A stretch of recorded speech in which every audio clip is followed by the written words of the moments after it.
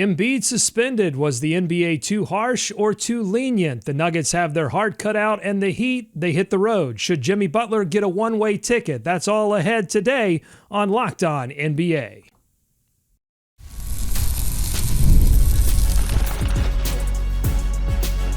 You are Locked On NBA, your daily NBA podcast. Part of the Locked On Podcast Network, your team every day. Welcome to Locked On NBA. Thanks so much for making us your first listen of the day. We are free and available wherever you get your podcast. Part of the Locked On Podcast Network, your team every day. Today's episode is sponsored by Game Time. Download the Game Time app, create an account, and use code Locked On NBA for $20 off your first purchase. I'm Doug Branson, host of the Locked On Hornets podcast, your shot clock Sherpa, guiding you through the NBA's biggest stories with the help of Locked On's local experts. And with me are two of Locked On's premier national NBA experts. From the Locked On Nuggets podcast, we've got the senior writer for the Action Network, Matt Moore. And from the Locked On Bulls podcast, we've got Haize. Matt, Haize, we knew this news was going to come down. We didn't know exactly how it was going to pan out, but we have it now. Joel Embiid suspended 3 games for his altercation with a media member, specifically a newspaper columnist, Marcus Haize from the Philadelphia Inquirer. The suspension will span the 76ers' next 3 games, Wednesday against the LA Clippers, tonight against the LA Clippers, Friday versus the LA Lakers, and Sunday versus the Charlotte Hornets. Embiid is set to return and make his season debut next Tuesday in Philadelphia against the New York Knicks. That'll be the opening game of their NBA Cup slate. So here's my question for you, and we'll start with Matt. 3 games. Does that feel right to you? Too harsh? Too lenient? So I'm torn on this because on the one hand, look, I get why Embiid did this. I don't blame him one bit for doing this. You talk about a man's dead brother and his child, and this is what's happened. This is a definite FAFO situation.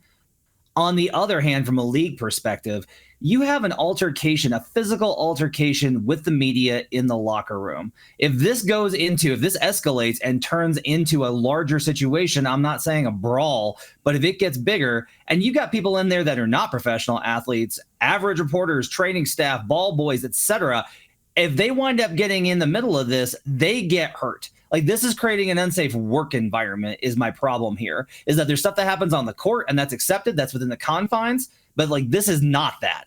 And the situation could have gotten out of hand. So to only go 3 games on Embiid, even though I understand why he did it and don't think he was in the wrong to do so, I think is a bad precedent here. I think 3 games is too light.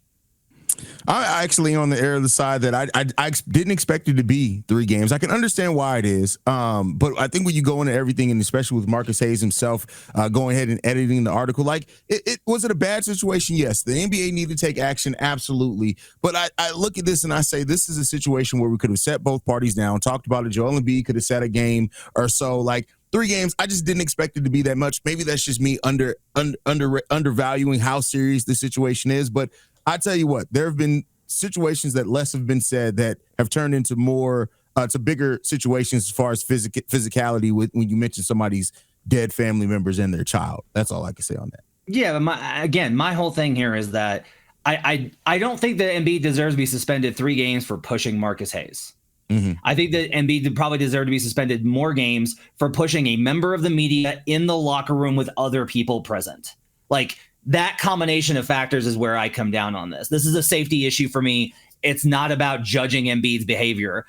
I don't care if Embiid pushes Marcus Haize. Go for it. I'm actually kind of good for you, man. But on the other hand, shoving a member of the media and then getting a 3-game suspension, I wonder how many joking text messages were passed around the league of only 3 games. If I get to hit a media member, oh, that's worth it.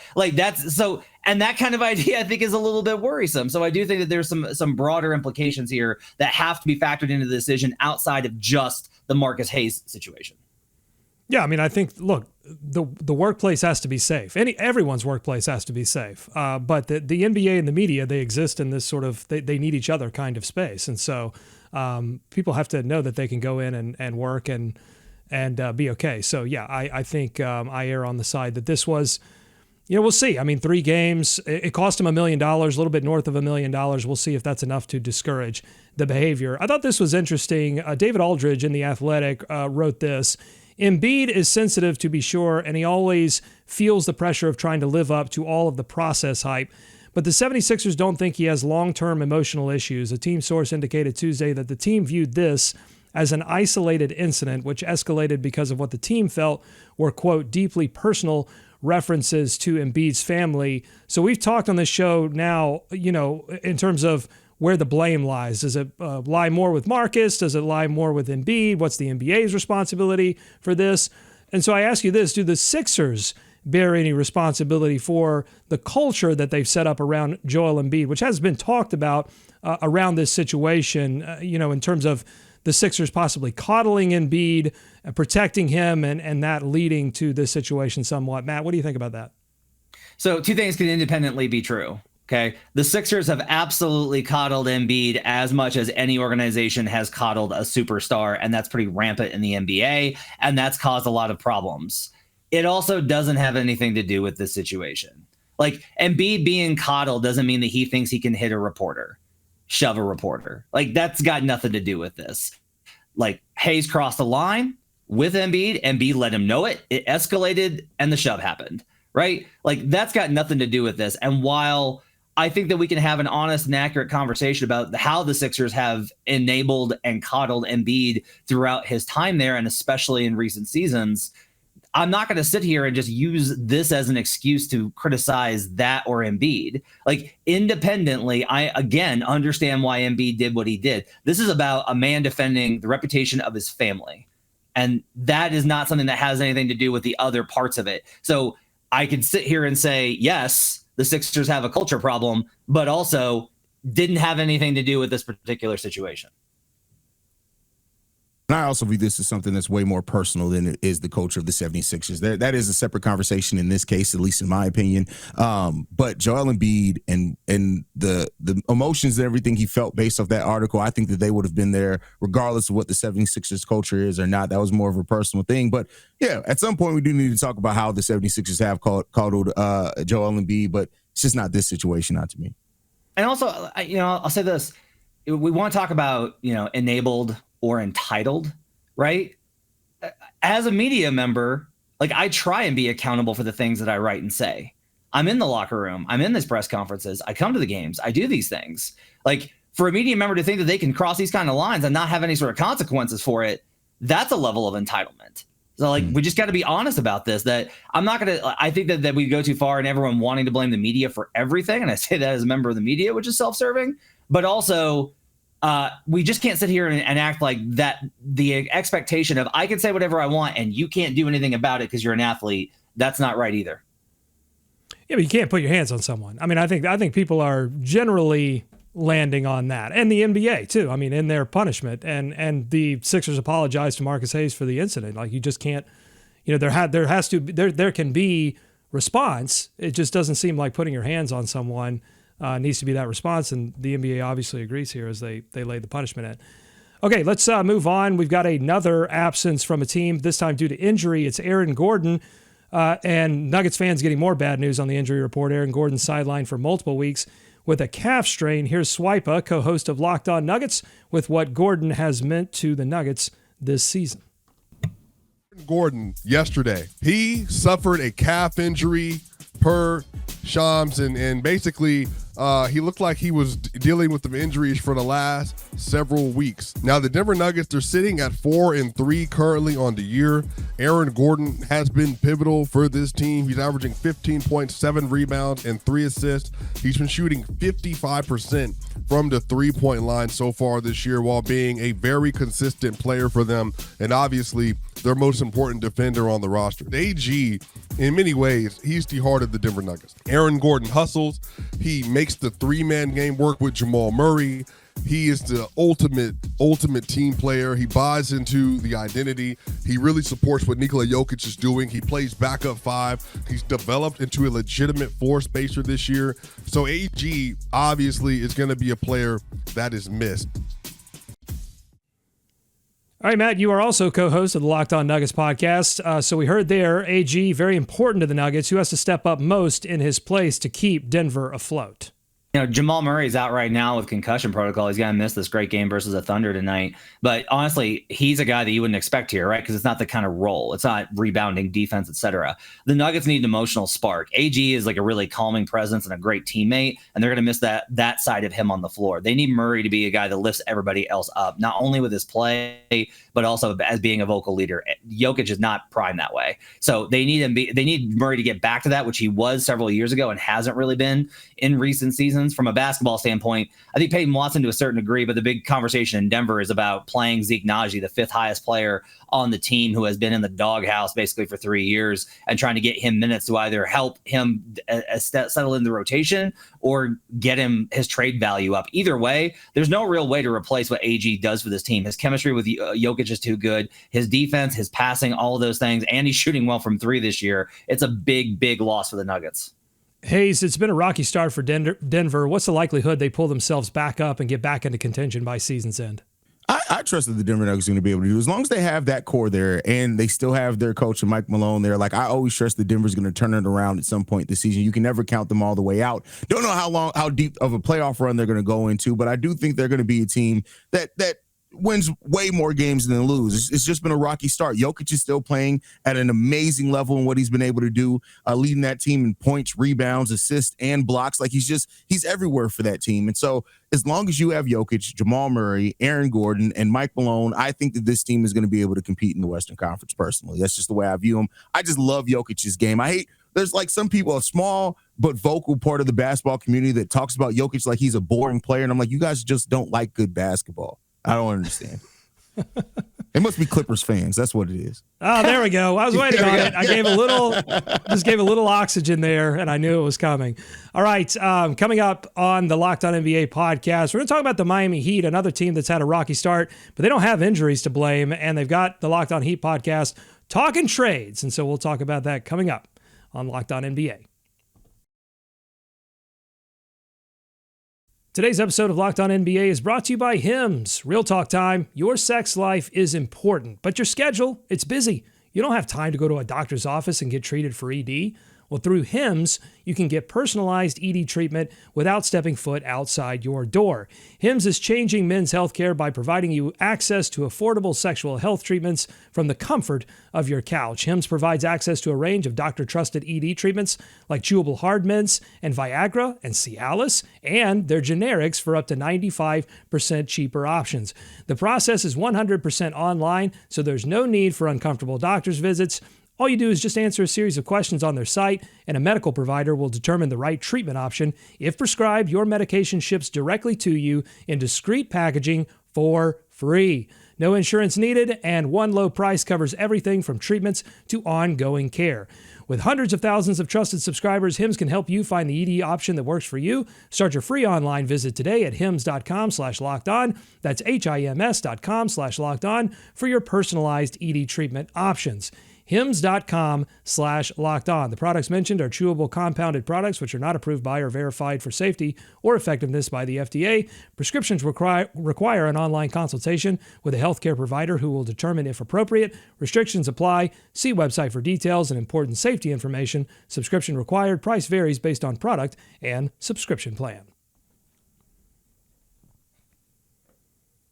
All right, thanks for making Locked On NBA your first listen every day. Your favorite NBA team now has a free and daily newsletter, always free. Go to LockedOnDaily.com and subscribe to stay up to date with local expert analysis and amazing writing from Katie Heindel, Mike Shear of Basketball Poetry, and Locked On Fantasy Basketball tips from the great Josh Lloyd of the Locked On Fantasy Basketball podcast. The Miami Heat are 3-3, and they are about to embark on a 6-game road trip that starts out west against Phoenix, Denver, and Minnesota. Locked On Heat says if they come back to Miami bruised and battered, it's going to call for drastic measures. You have to have a real sit down and a really tough conversation, at least within that front office, of do we start looking at trading Jimmy Butler? Because I'm telling you, every headline right now that you see about Giannis out there during the Bucks, like it'll be the same exact headlines if the Heat are 5, 6, 7 games under 500 on Thanksgiving. It's going to be the same exact. Rival front offices across the league are wondering when the Miami Heat are going to pull the plug on the Jimmy Butler era. That will, I promise you, be a headline. You've already seen them. Golden State monitoring Jimmy Butler. Yeah. Absolutely true. And so those teams are going to come out. Wait, Golden State looks good. They're going to say, hey, which one of these young players do you like? Like, we have 12, 13 guys who can play. Take 4 of them. Well, right. For Jimmy Butler, right? Like, they could absolutely do that. And so that could definitely be a conversation. Okay, so Locked On Heat obviously feels like, particularly if they come out of this road trip, that they need to do something. My question on this is, are they overestimating the value of Jimmy Butler on a potential trade market, Haize? I mean, I think there's probably a little bit of that, especially with Jimmy Butler having one of his worst slides defensively. Like, he's not the same player, and that's fine. Jimmy Butler's 35 years old. Like, he ages just like everybody else ages. He's mortal, but Jimmy Butler is still a heck of a two-way player. And I think if you add him to the right situation, there are definitely going to be teams that are interested. And I'll say this, like, it shouldn't wait till after this road trip. They should have already been preparing to trade Jimmy Butler because the writing's on the wall there. I mean, he has, a $50 million player option for next season? That makes no sense to keep him on that. Like, they should be shopping Jimmy Butler. They should be getting ready to go to the next phase, building around Bam Adebayo. And if they can get some young players from the Golden State Warriors or any other team to do that and facilitate that, that's what they should be doing. And I trust that Pat Riley's already looking at that. I think Pat Riley's probably already prepared for this personally. There's no way that Riley's prepared for that. You want to know why? Because Riley's never going to rebuild, ever. He's going down with the ship. Old man is not here to sit through a rebuilding ever. He didn't want to do that 20 years ago, let alone now. Look, Miami's actually probably fine here, okay? They're 19th in schedule-adjusted offense, 11th in schedule-adjusted defense. In half court, they're 14th on offense. Not terrible. Not good, but not terrible. Schedule hasn't been necessarily tough there. But they're also always going to kind of play up to the level of opponent and down to the level of opponent just based off of their personnel and the way that they kind of play. I think they're largely all right. I think one of the things that is going to be kind of funny here, though, is like after everything that went on with the Dame trade, you need to trade him to us because it's the right thing to do. Where's that? Keep that same energy, Miami. Keep that same energy. Let Jimmy go chase a championship. You're not winning a title with this team. You know that. We all know that. We can be honest. And if you're not winning a title, go let him pursue that, whether it's with Houston or somebody else. Go ahead, let him be free. Maybe you can trade him for, I don't know, a European big man that's not necessarily good at anything and a young guard off the bench that shoots a lot. That should be enough, right? So I think it's time for Miami to go ahead and accept reality, but I don't think that they're going to because that's not how Pat Riley is wired. If they are able to pull off some kind of deal, whether it be with the Warriors or another team, and they bring back a few young players, does it have the potential to make Miami better, or are we only talking about a situation in which they're trading Jimmy Butler to truly set off a rebuild, Haize?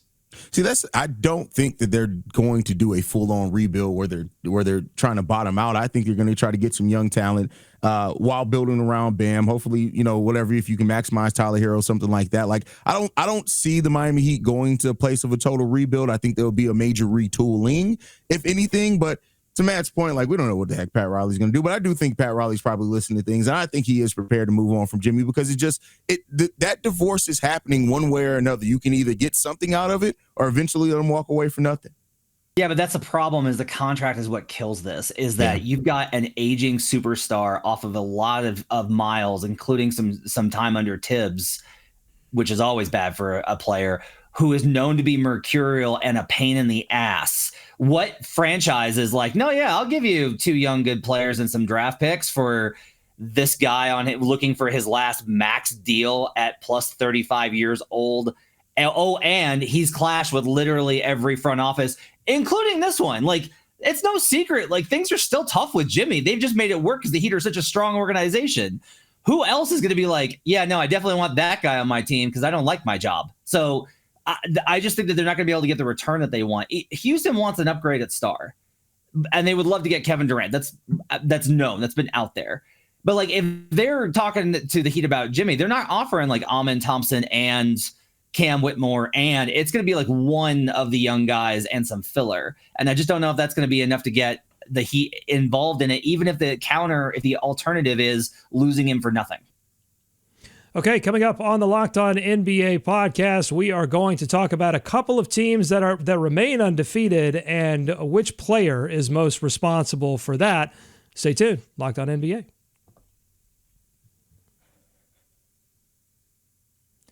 Today's episode of the Locked On NBA podcast is brought to you by our friends at Built Rewards. Listen up, renters. Ever feel like you're stuck in the loop of rent payments, just watching your money vanish into thin air? Come back, money.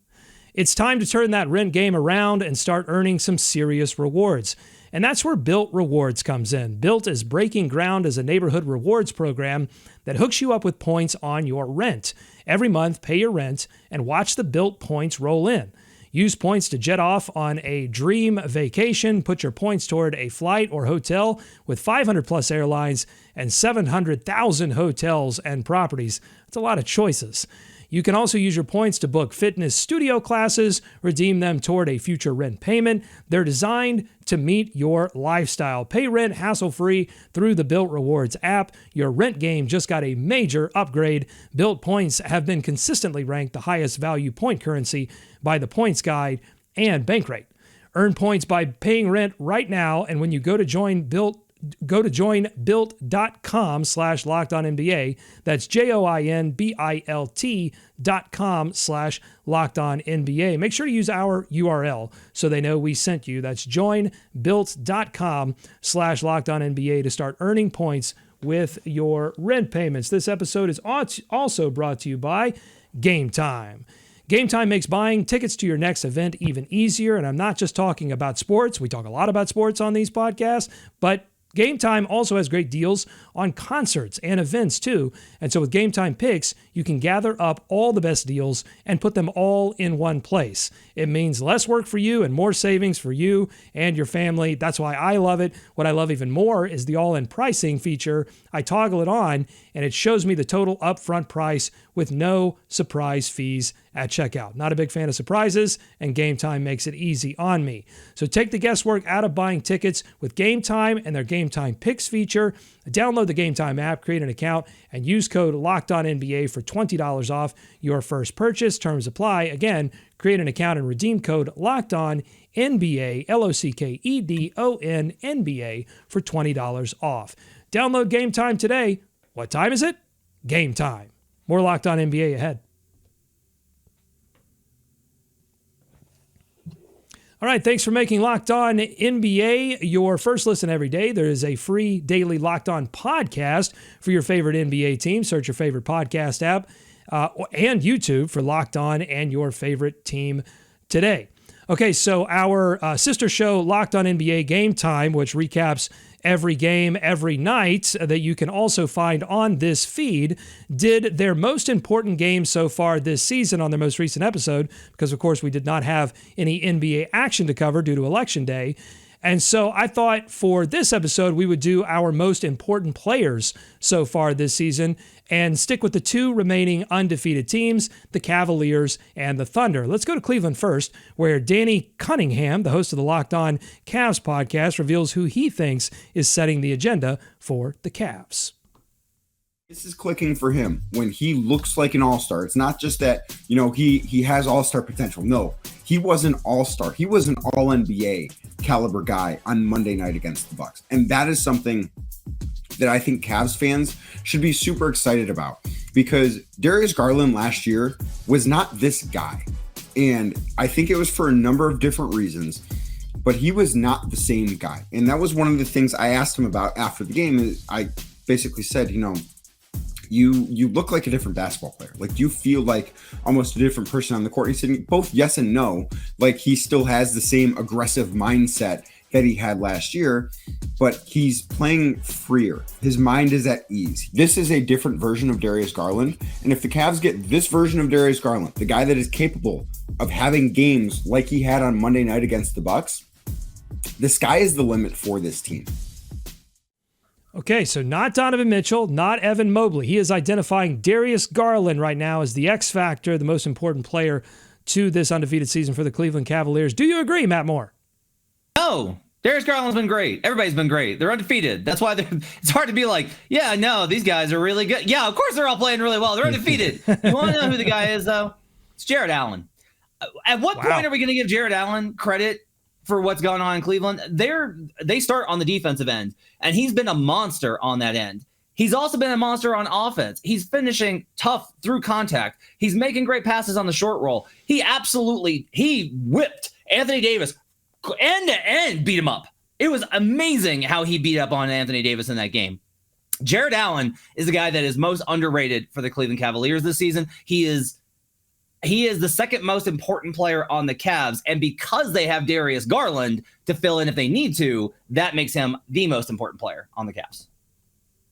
I'm going to say yes, it's Darius Garland. Darius Garland is shooting the highest volume and percentage from three-point in his career. He's also shooting the best field goal shooting percentage of his career, and he does have a different level of confidence. And when you hear how these players talk about Darius Garland, they are empowering and helping build that confidence in Darius Garland. Like, yes, Jared Allen's great. Make no mistake about it. Evan Mobley's great. Everybody's great. Like, to Matt's point, they're undefeated. Everybody's playing great right now. But it does seem like it's different for Darius Garland. For a player that hasn't really been able to stay healthy in this young part of his NBA career either, sometimes that confidence is kind of slow to be built, and he is playing with a different level of confidence and poise out there at times for this Cleveland Cavaliers team. And also, there's something to be said about a 6'1" guard out there balling the way he's balling as well. I love to watch Darius Garland play basketball. Okay, let's move on to the Thunder, also undefeated, and they have a veritable buffet of players to choose from. Locked On Thunder welcomed Brandon Rabar from dailythunder.com and asked who has stood out most for the Thunder this season. Let's take a listen to that. Who has stood out the most to you during the 7-0 start? And there's like 1,000 different branches you could go off this tree, but who has stood out the most to you this season? I think the easy answer would be Chet Holmgren. He's been phenomenal this year, but I'm not going to go with Chet because that is the easy answer. I'm going to go with Cason Wallace. I think that I said before on here that I thought that Cason Wallace was the most underrated player. We heard the Thunder talk about it in preseason and training camp that they want to give him more, on-ball opportunities. They want to see him create a little bit more, play make a little bit more. And we've seen some of that. We've seen like some of his driving to the rim has been really good. His finishing has been really good. His defense, I think, has been even better. And, kind of lost in the shuffle of Alex Caruso and Lou Dort and Chet Holmgren and all the steals and this defensive talk. I think Cason Wallace is a really important piece to all of this. Okay, so during that clip, Haize gave the Russell Westbrook, very interesting face to the Cason Wallace take there. Haize, who has been the most important player to the Oklahoma City Thunder start, in your opinion? I mean, it's easy to say Shai Gilgeous-Alexander or Chet Holmgren, but I'm going to go a different route. I'm actually going to say Alex Caruso. Alex Caruso has played center at times for this OKC Thunder team, which is crazy to say. His defensive versatility, the way that he's added to that team that already led the league in deflections last season, and the energy that he plays with and the poise, and he does so with not shooting the ball overly effectively, not really giving them much offensively, but what Alex Caruso, the luxury that he affords that team defensively, I think has been so important to how they're being able to free up everybody else. I'm going Alex Caruso in a case like this, and it's not just because he's a former Bull. Hold on. That's what I was going to bring up. I wanted to ask Matt if this was a little, locked on Bulls bias here, picking the former Bull. Matt, what do you think? Yeah, I think a little bit because, you got to hang on to anybody. No, Bulls fans don't love anything more than somebody who's great that's not on the Bulls. That's the Bulls fans' favorite player, no matter what. I'm going to keep this simple because I do think that we wind up being like, ooh, Chet Holmgren, ooh, Jalen Williams, ooh, Cason Wallace, Shai Gilgeous-Alexander. Like 26, 7, and 7 right now, and his three-pointer's not even fallen yet. That's going to get better. Let's talk actual hoops here.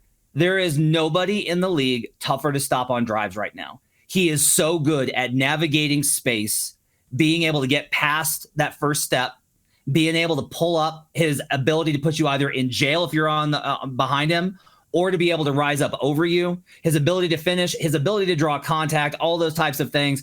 They are plus 24 in net rating when Shai's on the court.